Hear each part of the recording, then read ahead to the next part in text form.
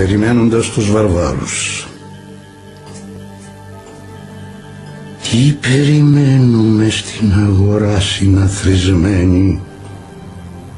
Είναι οι βάρβαροι να φτάσουν σήμερα.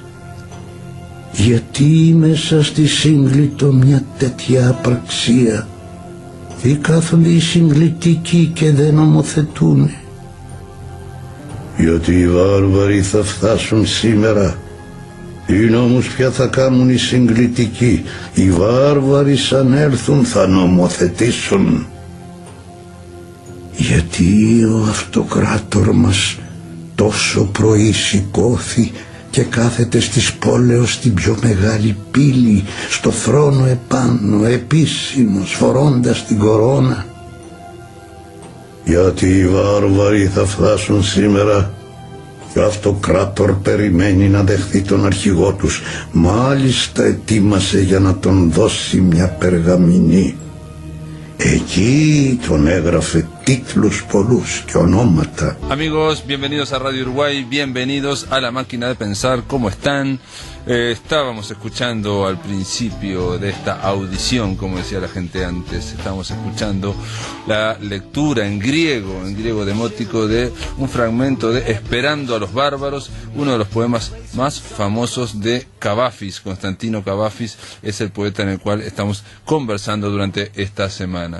Amigos, tenemos en el control de emisiones a Jorge Pozzi, lo tenemos al Flaco Germán en la puesta a punto. Solo decirles que hemos recibido la revista La Pupila del MEC y saben que es de distribución gratuita, está en centros culturales, está en museos, está en centros MEC. Y simplemente decirles que viene muy interesante, entrevistas a Lacey Duarte, entrevistas también a un artículo sobre el realismo socialista, la estética del realismo socialista por Gerardo Mantero. En fin, en La Pupila mantiene el nivel, que es un alto nivel, que a los cuales ya nos tiene acostumbrado. También hay una entrevista a Luis Infantosi. Nada, simplemente es un ejemplar gratuito, tienen que ir a buscarlo ahí en donde puedan, en centros culturales, en museos y en centros MEC como mínimo. Ahora vamos a empezar ya mismo arrancando la máquina de pensar. Estábamos para conversar sobre Kavafis, pero también para conversar y felicitar a el primer premio Édito en narrativa édita de los premios anuales del MEC. ¿Cómo le va? Álvaro Ojeda. ¿Cómo anda, Pablo? Felicitaciones, bueno, muchas gracias. Felicitaciones públicamente. Eso, sí, bueno, muchas gracias, muchas gracias. La novela Máximo es una de las 3 novelas de Álvaro Ojeda, editada hace 2 años, ganó el primer premio, los premios anuales del MEC. De alguna forma es un reconocimiento y es una forma también de volver un poco para hablar de ella, ¿no, Álvaro? ¿Cómo fue eso? Lo del reconocimiento es verdad, es una cosa que uno siente como un aliciente, como una... a ver, la prosa no es mi género por excelencia. Yo trabajo en poesía y la prosa fue como una derivación porque aquello que no podía decir en poesía, bueno, había que decirlo de alguna manera. Y es un reconocimiento a ese trabajo, es mi tercera novela, como decís vos, y yo creo que yo me siento muy feliz, muy contento, sobre todo porque el jurado era un jurado importante, es el mismo jurado que a vos te dio un premio también, y yo qué sé, es bueno saber que lo que uno intenta de alguna manera organizar dentro de un texto ha sido por lo menos atisbado, leído en parte por un jurado, ¿no? Porque, digamos, las motivaciones personales por las cuales uno escribe una novela y sus tics y sus retruécanos no le interesan absolutamente a nadie luego que la novela está en la calle. Pero que el jurado lea cierta maquinaria que uno intenta organizar es de alguna manera bárbaro, ¿no? Y yo he hablado con algunas personas del jurado y me han dicho eso, y bueno, que eso me ha llenado de mucho orgullo. Digo, jurado era Teresa Porcekansky, Gustavo Espinosa, Mercedes Estramil, Claudia Mengual y Georgina Torero, es decir, había de todo pelo y señal. Hay gente a la que yo ni siquiera conozco, cosa que me deja también muy feliz y muy contento, porque siempre sobre los premios aletea la sospecha de la corrupción. Bueno, no sé si corrupción, pero conocimiento. En el caso de la narrativa édita, creo que menos. Bueno, vas con las cartas sobre la mesa. En el sentido de que no hay seudónimos, no hay anonimato, estamos hablando de a cada jurado le entregan 50, 60, 70 libros editados en el 2010 y bueno, tiene que arreglárselas para leer y seleccionar primer premio, segundo premio, tercer premio y alguna mención, si es el caso. Claro, hay que recordar que el segundo premio fue Carlos Regeman por 180, que el tercer premio fue Verano de Carlos Cayabet y que hubo una mención a Hugo Burel. Entonces digo, con su novela, no recuerdo el título de la novela de Hugo Burel, pero digo, me parece que por otra parte el premio Édito es en algún caso uno de los pocos momentos con que el autor se encuentra con algún tipo de resarcimiento, incluso y básicamente económico, porque la venta de libros de narrativa al autor le deja un 10% del precio del libro en la calle, lo que en mi caso eran 37 pesos por ejemplar. Y entonces yo recuerdo que una vez Carlos Maggi, criticando un poco que se cobrara IRPF sobre esos 37 pesos, decía que en el momento en que el escritor se encuentra, después de trabajar mucho tiempo con una posibilidad económica, se le aplica un impuesto. Y es que en realidad para escribir una novela no está largo tiempo. Largo tiempo de escritura y largo tiempo de preparación y espiritual y anímica. Y luego la corrección. Y de corrección, también un trabajo, digamos, que es un trabajo más bien de jornalero. El de claro, la corrección. Porque es aquella cosa de la cinta, es la película contra la fotografía. Es el matrimonio contra el flirt. Es decir, hay que trabajar permanentemente, ir, volver. A mí por lo menos todas las novelas las escribí en un par de años, no me surgieron amablemente en un rato de inspiración. Entonces, bueno, es un reconocimiento que para mí es muy valioso y doblemente valioso por el jurado, que tengo colegas también allí de todo pelo, que no tienen nada que ver con mi escritura. Y eso también me parece interesante, porque uno siempre tiende a buscarse a uno en lo que lee de los demás. Grave error que se comete habitualmente. No me gusta porque no se parece a lo que yo o lo que a mí me gusta normalmente. O lo que a mí me gusta. La otra es, por ejemplo, decir, bueno, hay que declararlo desierto porque no alcanza el nivel que alcanzaron, no sé, poetas epónimos, no sé. Estoy pensando ahora, la idea del MEC generalmente es elegir lo mejor de lo editado en el 2010, ¿no? Es un universo que hay en el 2010. Claro, puede ocurrirte la desgracia de que lo editado, lo mejor es muy malo. Y entonces uno dice, la pucha. También estoy, de alguna manera, en este instante empiezan a sonar cohetes en mi casa y no sé de dónde salen. Sí, claro, porque es una producción de La Máquina de Pensar para festejar. De alguna forma reconfortarte en este primer premio. Aparte, un detalle, más allá de lo económico, es de los pocos instancias, yo diría la única, salvo con el Bartolomé Hidalgo, en el que se premia en Uruguay libros ya editados. No, es la única instancia. Entonces, en general, con esta dinámica en la cual estamos, en que se editan las cosas, están 3 meses, después desaparecen, estamos hablando de libros de hace 2 años y parecen que están en otra galaxia.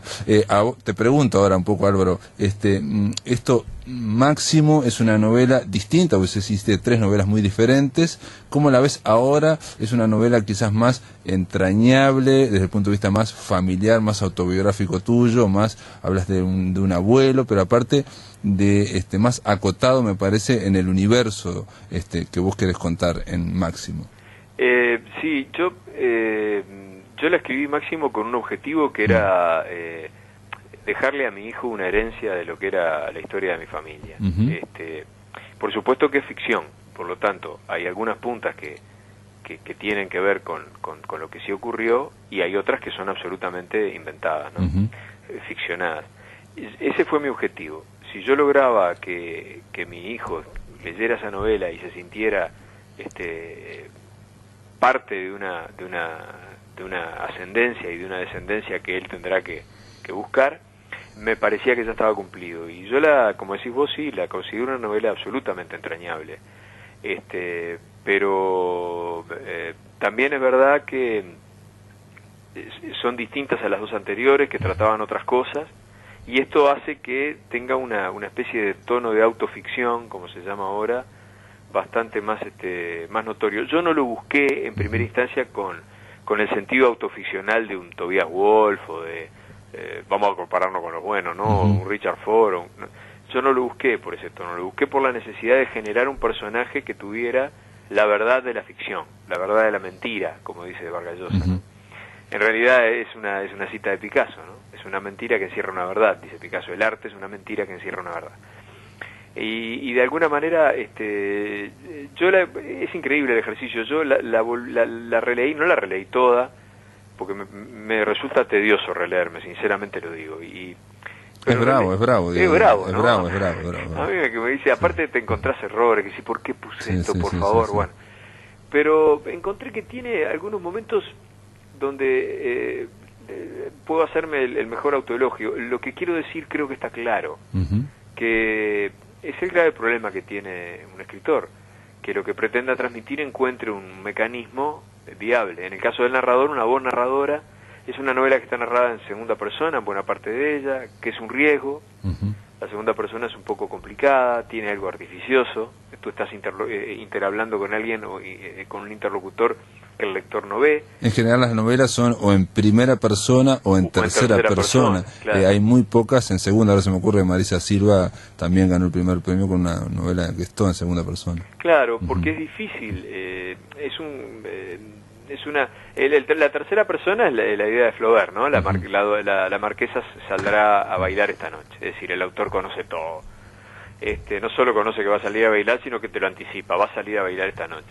La primera persona tiene la obviedad de que es una autorreferencialidad. Yo no quería ser demasiado autorreferencial porque, bueno, la gente piensa que la primera persona está más cerca de lo autobiográfico.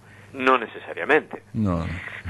Sí, pero son esos efectos que tiene la primera. O sea, uno narra en yo, y entonces tiene ese efecto de que parece más... sí, autorreferencial. Claro. Pero no es necesariamente. Y bueno, y a veces hay que desconfiar mucho de la objetividad de la tercera persona. Yo conozco, por circunstancias, particulares, grandes confesiones de vida escritas en tercera persona y puestas en boca de otros. Y la historia de la literatura está llena, yo qué sé, desde John Cheever a, yo qué sé, al que se te quiera ocurrir. Entonces creo que hay que nivelarlo eso. Y bueno, sí, yo me siento contento con Máximo. Vale. Me parece que funcionó.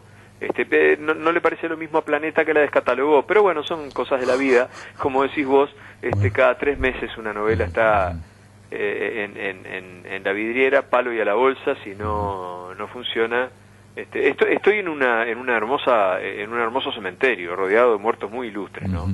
Ahora, el hecho de un primer premio no hará también que de alguna forma haya un poco de atención en torno a la novela, Máximo. De última, la idea de conversar con vos era para recordar, primero para felicitarte y recordar que hay una novela importante llamada Máximo que habla de una peripecia que yo me acuerdo en su momento habíamos hecho una especie de épica doméstica. Tú lo dijiste, eso sí, me acuerdo, una épica, pero una épica acotada, me habías dicho, porque era una payada entre Máximo, que es el personaje central que da título a la novela, y don Ignacio Corsini, que jamás fue payador. Pero claro, en los términos de una épica posible, acotada y posible. Sí, yo recuerdo cuando la novela salió, Ana Inés Larreborja me dijo: Álvaro, tiene en la tapa un gaucho. Decía, ¿cómo vas a escribir gauchesca? No es gauchesca, no tiene nada que ver con lo gauchesco. Tiene que ver con esa cosa que de la que venimos, porque tiene una función, hasta si se quiere, didáctica, el hecho de escribirla para mi hijo. Tiene una cuestión de recuperar, de reconocer cierta trayectoria. Yo me di cuenta después leyéndola, eso es una cosa interesante, como ejercicio para los que escriben, debe ser lindo de hacer. ¿Cuántas influencias encontré, ¿no? Que estaban así subyacentes? Por ejemplo, toda una serie de cosas que yo había escrito sobre las décimas, la payada que se transcribe, está transcrita en décimas, en décimas de Spinella, en décimas de payador, y yo había trabajado mucho sobre las décimas y había hablado con Fernando Cabrera y con mucha gente que nos interesaba y les interesaba las décimas. Hay toda una corriente de resurgimiento de la décima, ¿no? Y eso está muy presente. Me resultó increíble eso, que formara parte de mi vida de una forma tan directa y tan inconsciente. Por otro lado, vamos a entendernos, yo no escucho payadas de contrapunto todo el tiempo, ni me voy a la rural en Semana Santa. Me interesa el repentismo del payador, al que básicamente envidio, porque yo he visto payadores payar sentados en un lado describiendo los objetos que están encima de una mesa.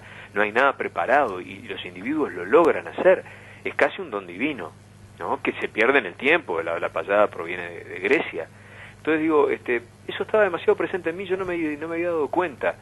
Y por supuesto toda la trayectoria de los protocantores, de los cuales nosotros ahora escuchamos a nuestros hijos. Yo acabo de nombrar a Cabrera, pero hay muchos más que tienen una herencia directa, incluso con la manera de cantar de esos cantores y con la forma de transmitir sentimientos, que algunos son atemporales.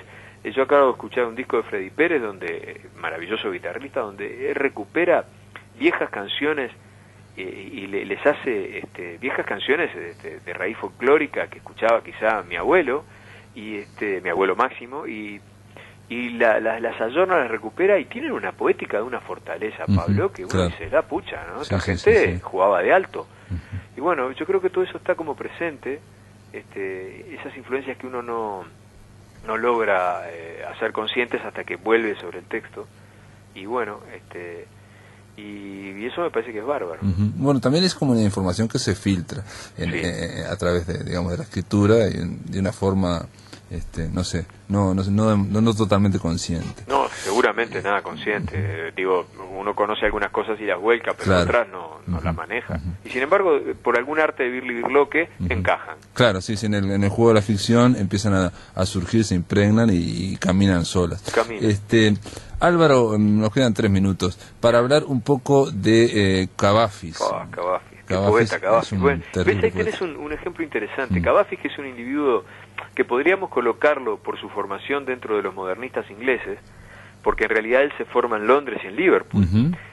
Hablaba perfecta y correctamente el inglés y el francés y el árabe y el italiano. Vivió entre los 6 y 7 años por ahí. Claro, y estudió allí porque su madre lo tuvo que llegar porque queda huérfano de padre, son 9 hermanos, tiene una vida. Y ojo, el contacto entre Inglaterra y Grecia siempre es muy presente, no nos olvidemos dónde muere Lord Byron. Claro. Hay Bironi, como lo dicen los griegos, que lo siguen homenajeando como un acto simbólico de defensa de la independencia griega. Hay una cosa allí en Cavafis que es muy interesante, y es la búsqueda de una suerte de permanencia del mito, reayornado alegóricamente.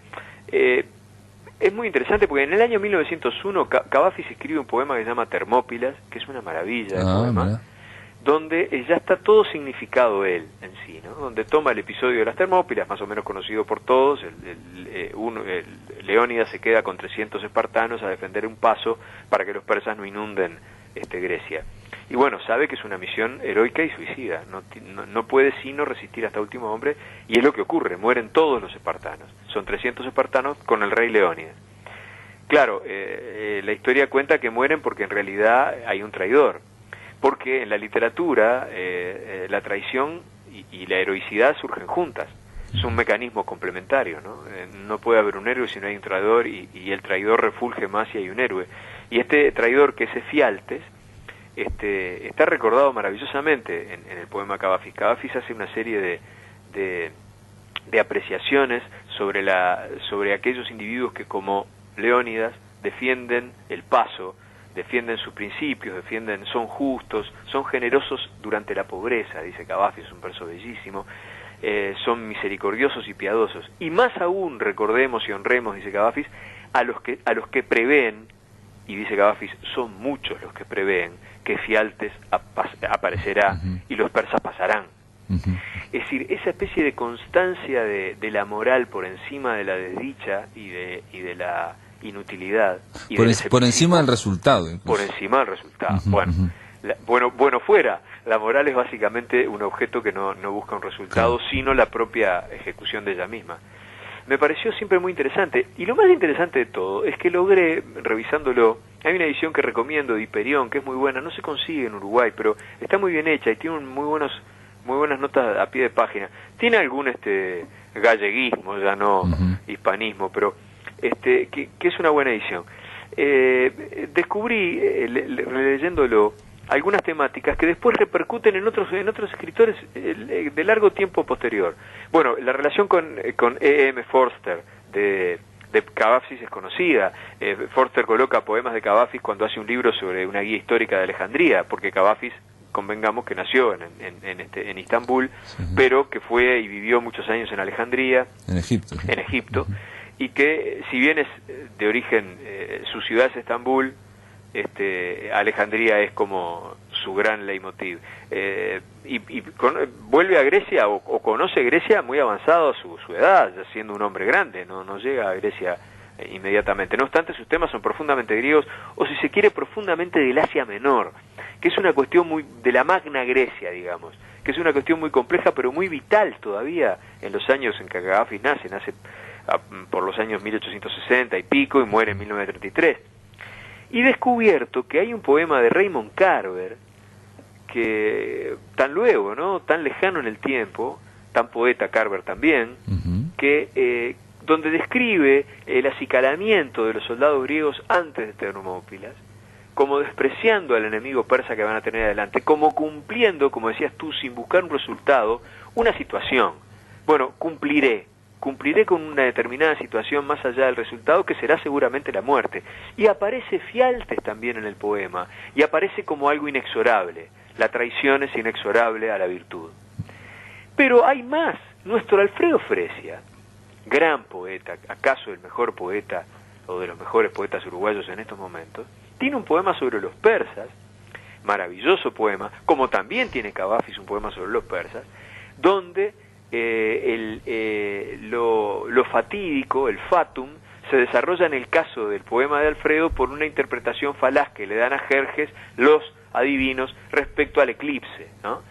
Uno le dicen, bueno, el sol es el símbolo de los griegos, por lo tanto el eclipse indica que usted va a ganar de manera inexorable. Por supuesto lo hacen carozo a Jerjes los griegos, y termina asesinado en su palacio.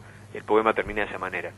Esa idea como de un destino fatal, que sin embargo tiene la fatalidad de lo que ocurre, pero tiene también la fatalidad de los personajes que ocupan su lugar, sabiendo que el desenlace será la tragedia, me parece de una notable modernidad, ¿no?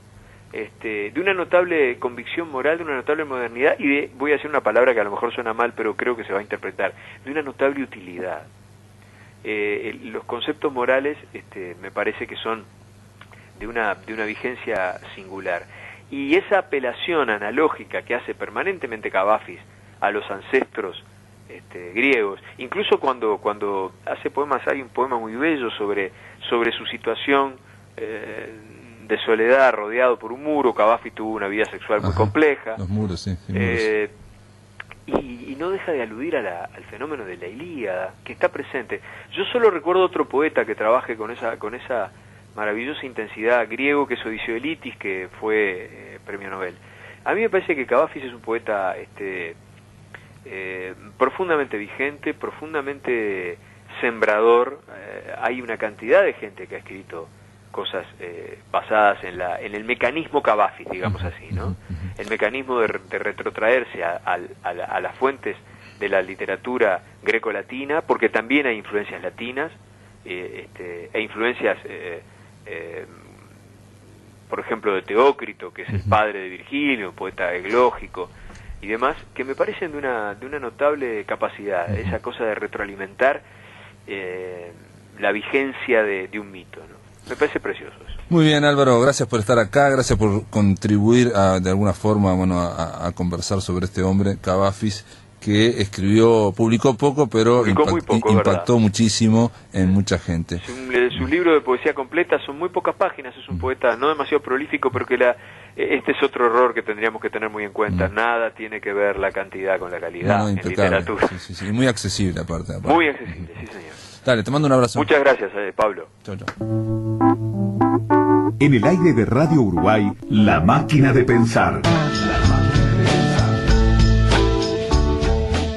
Muy bien, ahora en La Máquina de Pensar vamos a seguir conversando un poquito más sobre Konstantinos Cavafis. Le damos la bienvenida, le damos a Sebastián Rivero. ¿Cómo le va, Sebastián? Hola, buenas.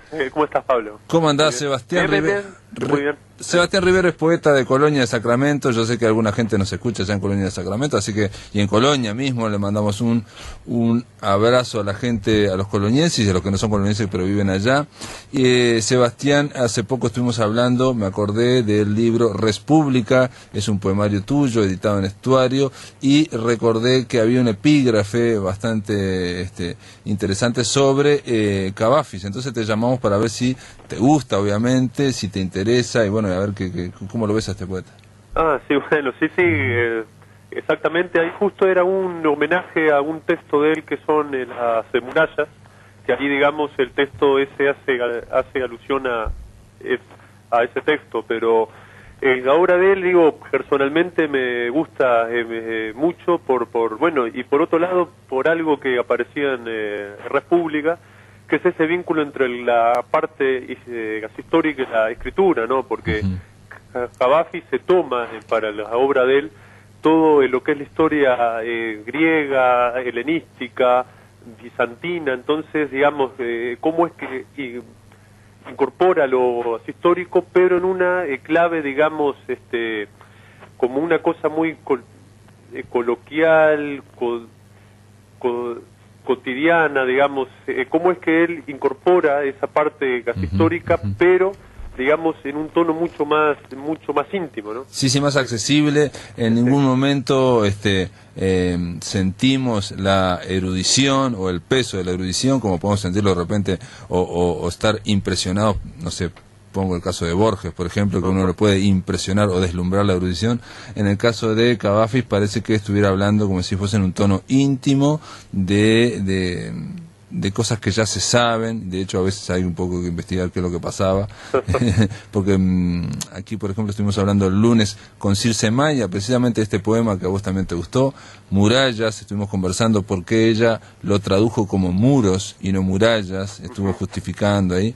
Y también estuvimos hablando del poema de Antonio, que ahora no se me fue. Antonio, sí, claro. Sí. Bueno, eso es un poco ese texto. Otro se llama Esperando a los bárbaros. Esperando a los bárbaros. Bueno, estuvimos escuchando un fragmento al principio del programa en griego, Esperando a los bárbaros.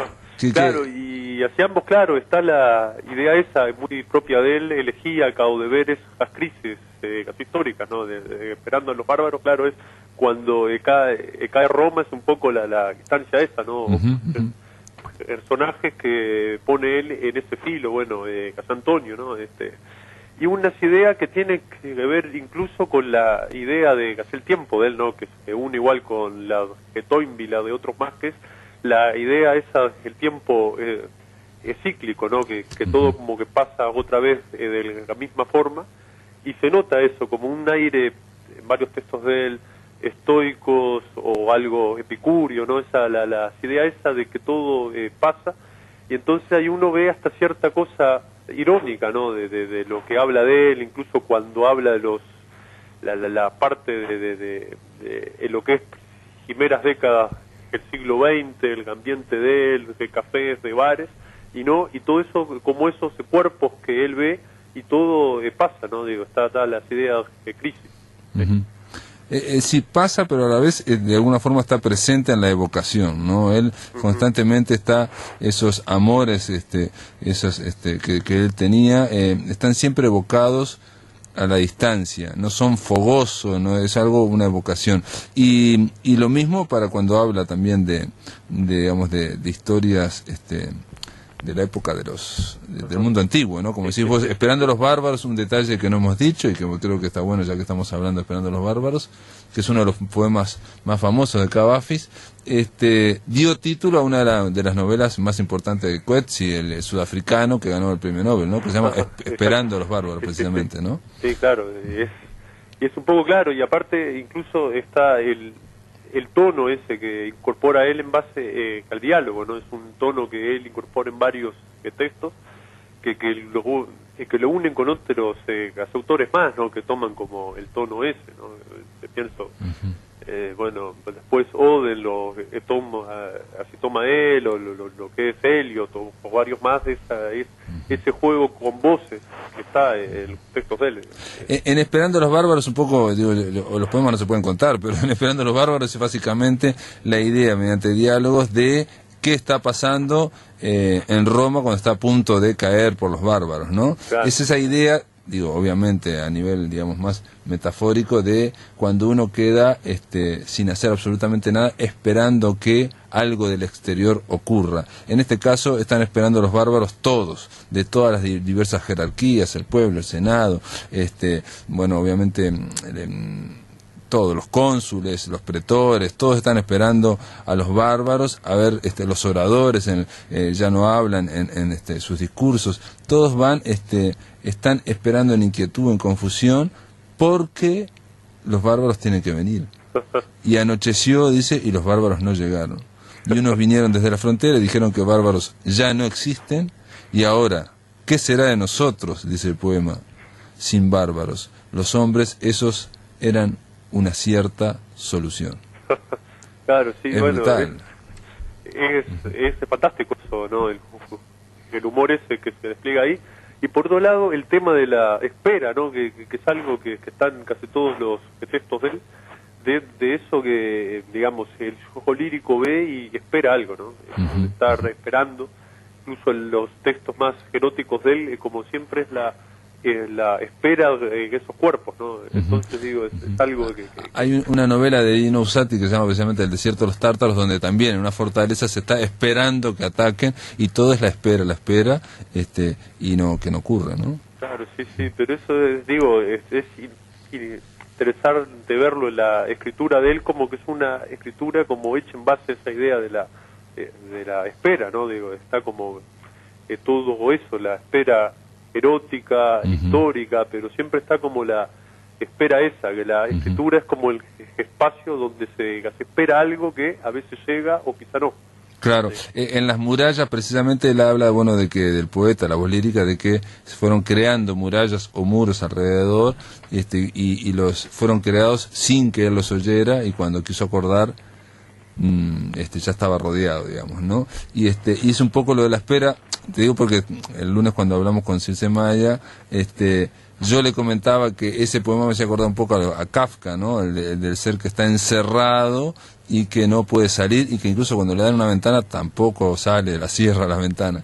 Y la espera también es algo muy kafkiano, ¿no? Que tiene que ver con la burocracia, con el tema de la frustración de no poder realizarte. Claro, y se habla hace mucho sobre ese rol que se escribe en el siglo XX, ¿no? Así, incluso en la obra de él se pone por fuera de lo que era toda la literatura en Grecia en esa época, incorpora, digamos, otro tipo de giros, de usos, va a lo que hablaba el pueblo, ¿no? Digamos, que toma de Inglaterra, de Francia, varias cosas, y de alguna forma crea una obra que estuvo al margen durante años, ¿no? Porque, digamos, la obra de él es así escasa, son 100 y poco de textos, y se editó toda a los 2 años que él casi había muerto. Entonces, Sí, en vida de él, aparentemente, yo estuve leyendo, se habían editado algunas plaquetas así con 14 poemas, con 12 poemas, y a la muerte, bueno, hay esos 100, algunos de 100, otros de 154 poemas, pero digo, para un poeta que, pero él, aparentemente, algunos poemas los siguió escribiendo durante 10 años, siguió trabajando. Sí. Y aparte, la idea de él es, que la logra, yo creo que es la de como esa cierta tono leve, ¿no? Una levedad, ¿no? O sea, llega y de alguna forma uno lo escucha, lee como si estuviera muy próximo, ¿no? Claro, bueno, eso es otra cosa, ¿no? O sea, cómo es que la obra de él recién en los años 60 empieza y llega más, digo, así como es que incluso en los últimos años, pero así, casi hoy mismo, digo, no es un autor que se conozca mucho, y sin embargo es una de las vetas de lo que es la escritura del siglo XX, quizá de más interés, porque digo, incorpora muchos voces ocultas unas, populares otras, y las mezclas de tal forma, digo, que crea algo casi extraño, digo, que uno lo lee y muchos textos que son de 1910 o antes suenan nuevos hoy. ¿no? Sí, claro, el siglo XXI parecen como que fueron escritos ayer, y aparte hay un detalle que está muy bien lo que decís, porque lo que él logra escribiendo con esa voz como coloquial que tiene, muy suave, es vincular hechos o vincular cultura del mundo antiguo con hechos que son cotidianos, ¿no? Claro. Eso es muy difícil, yo creo, en poesía. Lo que decía Circe Maya era, y ahora estoy hablando un poco de ella porque le gustaría traducirlo para darle la cadencia poética que en las traducciones en castellano que se tienen aparecen un poco más de prosa, parecen como pequeños textos en prosa poética, ¿no? O sea, parecen medios prosaicos, digamos, los textos. Claro, sí, Pero que no bueno. es que, digamos, quizás cueste mucho que, digo, se incorpore a nuestra lengua esa música, ¿no? En medio. Tiene un poema, por ejemplo, digo, y que los oyentes que nos escuchan van a entender, todo el mundo ha dicho en algún momento, bueno, esto, qué increíble cómo pasó el tiempo, se hizo siempre. Él tiene un poema que se llama El sol de la tarde, y donde habla de una pieza, esta pieza que bien la conozco, ahora se arrienda, también la de al lado para oficinas comerciales, toda la casa se transformó en oficinas de corredores y de comerciantes y de compañías. Ah, esta pieza, cuán conocida me es. Cerca de la puerta, y él empieza a describir la pieza, ¿no? A la derecha, no al frente, un armario con espejo, en el centro, él va describiendo la pieza que había, la mesa donde escribía, y los 3 grandes sillones de mimbre, junto a la ventana estaba la cama donde nos amamos tantas veces, en algún lugar deben estar esas pobres cosas, junto a la ventana estaba la cama, el sol de la tarde le llegaba a la mitad, una tarde, a las 4 nos habíamos separado por una semana, ay de mí, esa semana se volvió siempre. Y termina ahí, o sea, me está rememorando. Claro, sí, se hace todo el ambiente ese, ¿no? Digo, que me haces acordar, bueno, a Pessoa, que tiene, digamos, textos en esa línea, o Pessoa, sí. O así incluso a Circe Maya, ¿no? Que ya que estabas hablando tú, tiene, digamos, como esa idea de cosas muy simples, pero que a su vez cargan con una idea de hacer tiempo, que les da un vuelo metafísico, ¿no? Sebastián Rivero, te tengo que decir gracias por haber, digamos, acercado esta visión tuya de este poeta que, bueno, estamos recomendando fervorosamente, se puede ver en internet fácilmente, ¿no? Bueno, muchas gracias, Pablo. Dale, che, te mando un abrazo grande. Bueno, abrazo. Chao. En el aire de Radio Uruguay, La Máquina de Pensar. Vamos a ir directamente, vamos a dar una vuelta a la página, pero seguimos con Cavafis, para recibir a Alvarado Tenorio, poeta, ensayista, traductor y periodista colombiano. Bienvenido aquí a Montevideo. ¿Cómo andás, Harold? Muy bien, gracias, mucho gusto. Harold, él es director de la revista de poesía Arquitrabe, y una publicación de poesía impresa y digital hecha en Colombia en homenaje al poeta español Jaime Gil de Viedma, que en algún momento hablaremos de él aquí en La Máquina de Pensar, y te vamos también a molestar para conversar de él, pero en este caso escribiste un artículo sobre Cavafis. ¿Qué es Cavafis para vos, un poeta colombiano? Bueno, Cavafis para mí pues representa muchas cosas, porque yo le conocí muy joven viviendo en España, en algunas de las primeras traducciones que se hicieron de Cavafis en España, en la época todavía del franquismo, en los años 60, algún poeta publicó quizás las primeras traducciones que se publicaron en la revista de Occidente, pero quizás hubo un colombiano que se llamó Fernando Arbeláez, que es un poeta de Manizales, que había vivido en Grecia y que hizo las primeras traducciones que en Colombia se conocieron, o quizá en América Latina, al español. J. Mario Arbeláez, y que son un poco anterior. No, J. Mario Arbeláez, no, Fernando Arbeláez. Fernando Arbeláez es un poeta que tradujo del griego, con la ayuda de una griega, yo creo también, los primeros poemas que se publicaron en la revista del Banco de la República en Colombia. Yo no conocía esas versiones cuando conocí a Cavafis a través de las traducciones de un canario. A mí se me olvidan en este momento los nombres de esos traductores. Yo pues conocí ese poeta también a través de los poetas españoles que yo conocí con Ángel González y que me presentó a Jaime Gil. Es por ese motivo que yo terminé conociéndolos, y también Paco Briñas me habló de él en ese año 70 cuando los conocí. Luego yo, cuando vivía en Nueva York, con una poeta griega que se llama Rena Francis, que ella vive en Nueva York, hice varias versiones de casi 90 poemas de Cavafis. Entonces, que luego se publicaron en una edición mexicana, luego se han publicado en algunas colombianas también. Y claro, Cavafis para mí significaba toda una ruptura definitiva, digamos, con el mundo casi coetáneo de Helios. A mí me interesaban algunos poetas como Helios, como Pound, pero cuando descubrí a Cavafis, pienso que Cavafis redondeaba toda la rotura con las tradiciones que se han venido viviendo en Occidente en torno a la interpretación del cuerpo, del destino y de la historia, cosa que estaba en mí muy ligada a través de mis lecturas de Edward Gibbon, el historiador o el señor que pintó la historia de Roma con la grandeza y caída del Imperio Romano. Entonces todas esas cosas las colocaba yo juntas, y eso significó para mí pues una visión nueva de las cosas, especialmente desde el punto de vista erótico.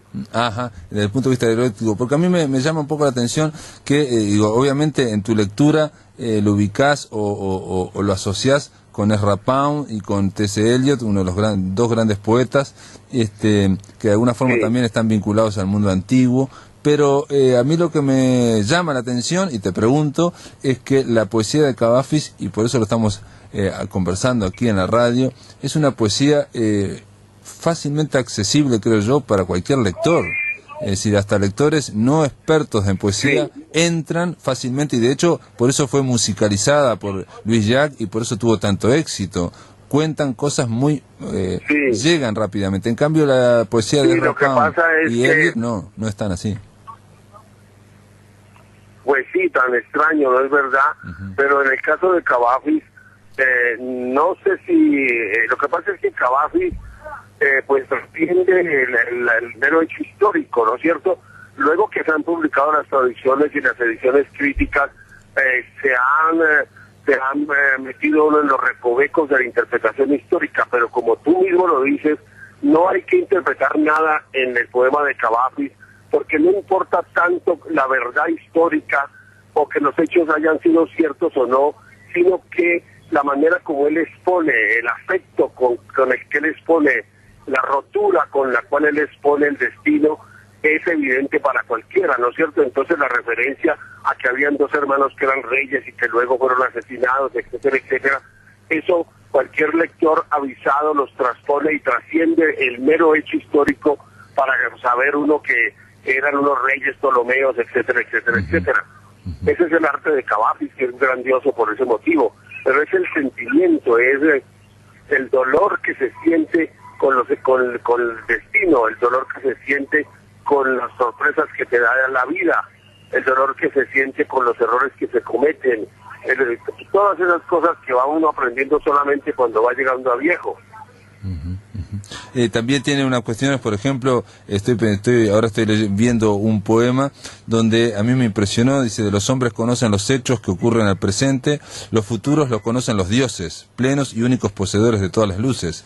De los hechos futuros, solo los sabios captan aquellos que se aproximan, sus oídos a veces en horas de honda meditación se conturban, el misterioso rumor les llega de los acontecimientos que se aproximan, y atienden a él piadosos, mientras en la calle, afuera, nada escuchan los pueblos. Sí. Es una maravilla, pero fíjate que yo creo que este hombre había leído a Gibbon, y esa referencia sería como secreta, porque él hablaba inglés perfectamente y se había educado en Inglaterra. Sí. Y sin embargo todos los que estudian a Cavafis nunca lo mencionan, nunca lo relacionan con Gibbon. Muy bien, Harold, para terminar, una última pregunta, Harold. ¿Cómo fue la experiencia de traducir a Cavafis ¿te parece algo complicado? El lunes estuve hablando con otra traductora aquí uruguaya y decía que las traducciones que se hacen de él en general son un poco prosaicas, no mantienen el ritmo musical. ¿Vos cómo fue tu experiencia? Aquí en Colombia dicen que mi poesía es cavafiana. Ah, mira. Y entonces yo les respondo y les digo que lo que sucede es que yo he sido el traductor de Cavafis y que yo he prestado mi voz a Cavafis. De Visor, Jesús García Visor, me mandó hace muchos años una carta lamentando que publicar mis versiones que él consideraba las mejores que se habían hecho en español.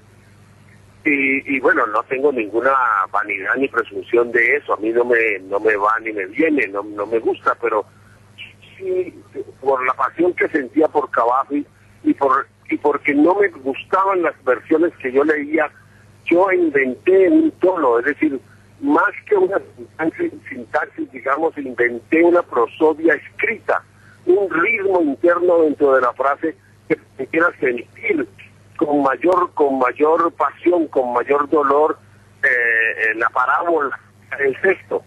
Entonces es quizás eso lo que yo he tratado de hacer. A mí me asombra que muchas personas, ¿verdad?, me llaman y me preguntan sobre esas traducciones que han ido rodando por el mundo poco a poco, y fíjate, me estás llamando el Leo. Y yo no sé cómo fue que lo hice, yo no sé cómo fue que fueron a parar a tus manos.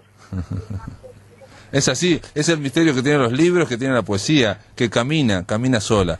Harold Alvarado Tenorio, te doy las gracias por estar aquí, contribuir en esta semana dedicada a Cavafis, de alguna forma alumbrarnos desde ahí, desde Colombia. Muchísimas gracias.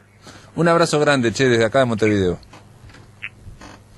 Amigos, se termina La Máquina de Pensar. Simplemente decirles que mañana vamos a recibir a el doctor en medicina Álvaro Díaz Berenguer para conversar sobre su último libro, un libro de ensayos, La medicina y el sufrimiento. Está editado en Trilce, es un trabajo impresionante en torno al significado del sufrimiento y del dolor, en torno a eso que cada vez abunda o que falta, digamos, en la relación distante entre médico y paciente. Después vamos a hablar con el poeta Martín Cerizola para hablar de Perseguir, un poemario editado por Estuario Editora, que ganará mención en el concurso Juan Carlos Onetti, es el concurso de la Intendencia Municipal de Montevideo, en el año 2011. Simplemente decirles a la gente de Salto que nos está escuchando, bueno, pueden comentar que aquí llegó a La Máquina de Pensar Patio, el libro de poesía del profesor Leonardo Garet, es un poeta salteño y es alguien de mucha trayectoria. También nos llegó un libro de cuentos, Entre las mantas,